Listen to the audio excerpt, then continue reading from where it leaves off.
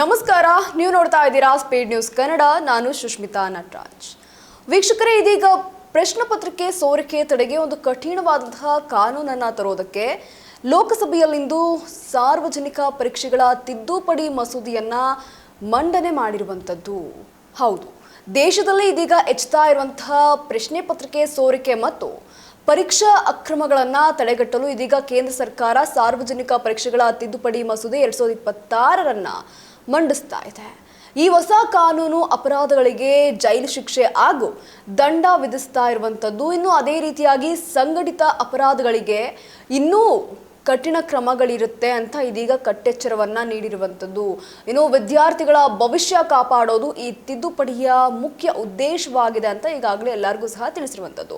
ಒಟ್ಟಾರೆಯಾಗಿ ದೇಶದಲ್ಲಿ ನಿರಂತರವಾಗಿ ವರದಿಯಾಗ್ತಾ ಇರುವಂತಹ ಪ್ರಶ್ನೆ ಪತ್ರಿಕೆ ಸೋರಿಕೆ ಮತ್ತು ಪರೀಕ್ಷಾ ಅಕ್ರಮಗಳಿಗೆ ಸಂಪೂರ್ಣವಾಗಿ ಕಡಿವಾಣ ಹಾಕಬೇಕು ಅಂತ ಇದೀಗ ಕೇಂದ್ರ ಸರ್ಕಾರ ಮಹತ್ವದ ಹೆಜ್ಜೆಯೊಂದನ್ನು ಇಟ್ಟಿರುವಂಥದ್ದು.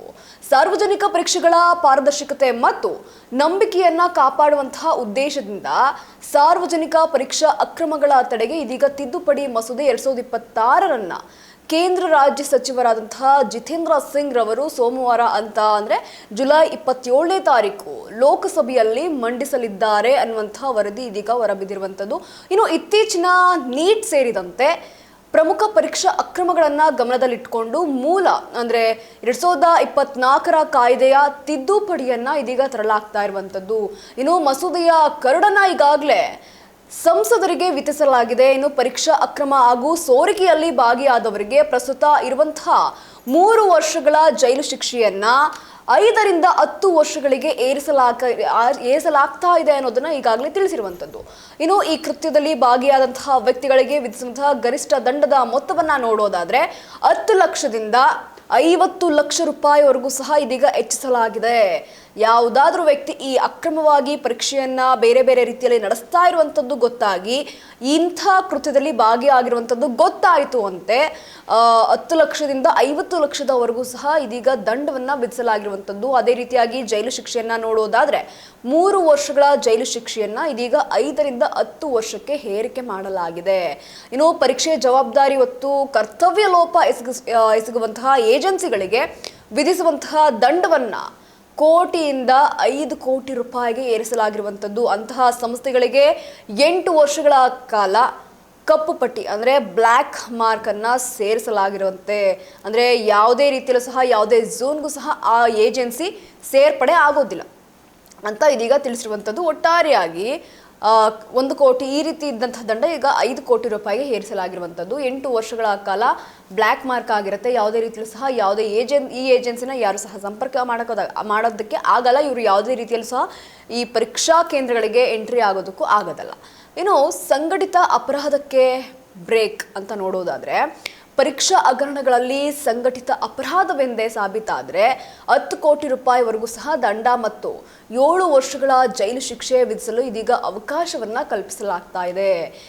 STF ಅಥವಾ ಯಾವುದೇ ಕೇಂದ್ರ ತನಿಖಾ ಸಂಸ್ಥೆಯು ಪರೀಕ್ಷಾ ಅಕ್ರಮದ ತನಿಖೆಯನ್ನ ಕೇವಲ 2 ತಿಂಗಳೊಳಗೆ ಪೂರ್ಣಗೊಳಿಸಬೇಕು ಅಂತ ಇದೀಗ ಕಾಲಮಿತಿಯನ್ನು ಸಹ ಇದೀಗ ನಿಗದಿಪಡಿಸಿರುವಂಥದ್ದು.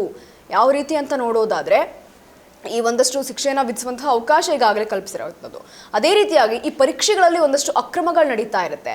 ಇಂತಹ ತನಿಖೆಗಳನ್ನು ಕೇವಲ 2 ತಿಂಗಳ ಒಳಗೆ ಪೂರ್ಣಗೊಳಿಸಬೇಕು ಅಂತ ಇದೀಗ ತಿಳಿಸಿರುವಂಥದ್ದು. ಇನ್ನು ದೇಶದಾದ್ಯಂತ ವಿದ್ಯಾರ್ಥಿ ಸಂಘಟನೆಗಳಿಂದ ನಡೆದಂತಹ ತೀವ್ರ ಪ್ರತಿಭಟನೆಗಳು ಹಾಗೂ ಶಿಕ್ಷಣ ಸಚಿವರ ರಾಜೀನಾಮೆಗೆ ಕಾರಣವಾದಂತಹ ಪರೀಕ್ಷಾ ಹಗರಣಗಳ ಬೆನ್ನಲ್ಲೇ ಇದೀಗ ಸರ್ಕಾರ ಈ ಕಠಿಣ ಕಾನೂನು ಕ್ರಮವನ್ನ ಇದೀಗ ರೂಪಿಸಲಾಗಿರುವಂಥದ್ದು. ಇನ್ನು ಪ್ರಶ್ನೆ ಪತ್ರಿಕೆ ಸೋರಿಕೆ ಮಾಡುವವರಿಗೆ ಜಾಮೀನು ಸಹ ಸಿಗದಂತೆ ಕಠಿಣ ನಿರ್ಬಂಧನೆಗಳನ್ನ ತರೋದಕ್ಕೆ ಇದೀಗ ಎಲ್ಲಾ ರೀತಿಯಲ್ಲೂ ಸಹ ಯೋಜನೆಯನ್ನ ಮಾಡಿಕೊಂಡಿರುವಂಥದ್ದು. ಇನ್ನು ಯುವಕರ ಭವಿಷ್ಯದೊಂದಿಗೆ ಚಲ್ಲಾಟ ಆಡುವವರಿಗೆ ತಕ್ಕ ಶಾಸ್ತಿ ಮಾಡೋದಕ್ಕೆ ಇದೀಗ ಈ ಮಸೂದೆ ಅತ್ಯಂತ ನಿರ್ಣಾಯಕ ಅಂತ ಇದೀಗ ತಿಳಿಸಿರುವಂಥದ್ದು.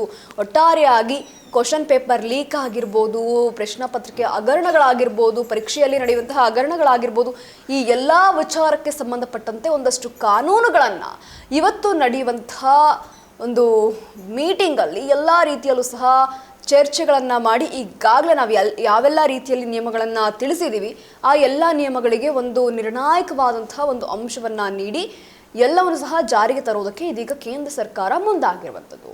ಒಟ್ಟಾರೆಯಾಗಿ ಈ ವಿಚಾರದ ಬಗ್ಗೆ ನಿಮಗೇನು ಅನ್ಸುತ್ತೆ? ಈಗಾಗಲೇ ಪರೀಕ್ಷೆ ವಿಚಾರಕ್ಕೆ ಬಂದರೆ ಸಾಕಷ್ಟು ಜನ ವಿದ್ಯಾರ್ಥಿಗಳ ಯುವಕರ ಜೀವನ ಹಾಳಾಗ್ತಾ ಇದೆ, ಎಷ್ಟೋ ಜನ ಜೀವವನ್ನು ಕಳ್ಕೊಂಡಿದ್ದಾರೆ. ಈ ವಿಚಾರದ ಬಗ್ಗೆ ನಿಮಗೇನು ಅನ್ಸುತ್ತೆ? ಕಮೆಂಟ್ ಮೂಲಕ ತಿಳಿಸ್ಬೋದು. ಇದಾಗಿತ್ತು ಈ ಕ್ಷಣದ ಸುದ್ದಿ. ಮತ್ತಷ್ಟು ಅಪ್ಡೇಟ್ಸ್ಗಾಗಿ ನೀವು ನೋಡ್ತಾ ಇರಿ ಸ್ಪೀಡ್ ನ್ಯೂಸ್ ಕನ್ನಡ. ಸುದ್ದಿ ನಿಮ್ಮದು, ವೇಗ ನಮ್ಮದು.